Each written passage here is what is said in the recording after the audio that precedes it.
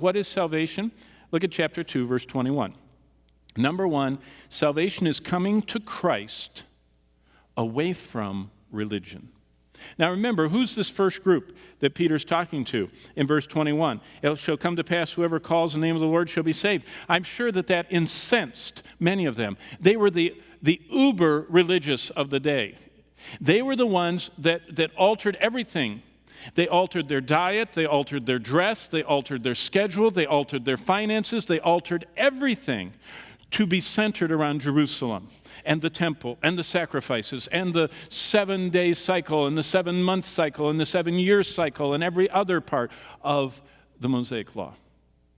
They were very religious. Jesus talked to some that even went through their garden every day and pinched off every 10th leaf and gave it to God. They were very religious. And you know what Peter said? To be saved, you have to come to Christ away from your religion. Religion is man's desire to achieve. And we achieve through giving money or through ceremonies like baptism or through us saying something and people affirming that we said it or through some ceremony that we participate in. But we achieve what we think is enough to get us to heaven.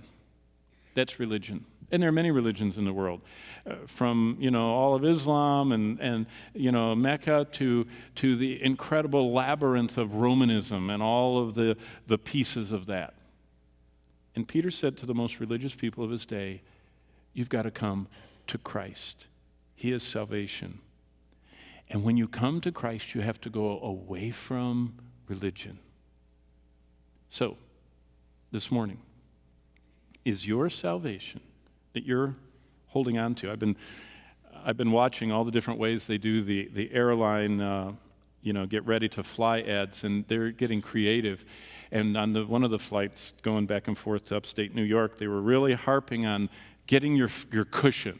I mean, I've never seen the flight attendant actually get a cushion and hug it. And I thought, what is it, Lake Erie? What are we going over? And besides that, I've seen what happened when they shot the plane down in Ukraine. Your cushion wouldn't help, So, but what they were talking about is you're supposed to take your seat and put your arms through and hug it tight. And they said, and leave everything else behind. Don't even take your electronic devices. Hug your cushion. Wow. Boy, that was a picture of salvation. You don't want to hold on to anything else.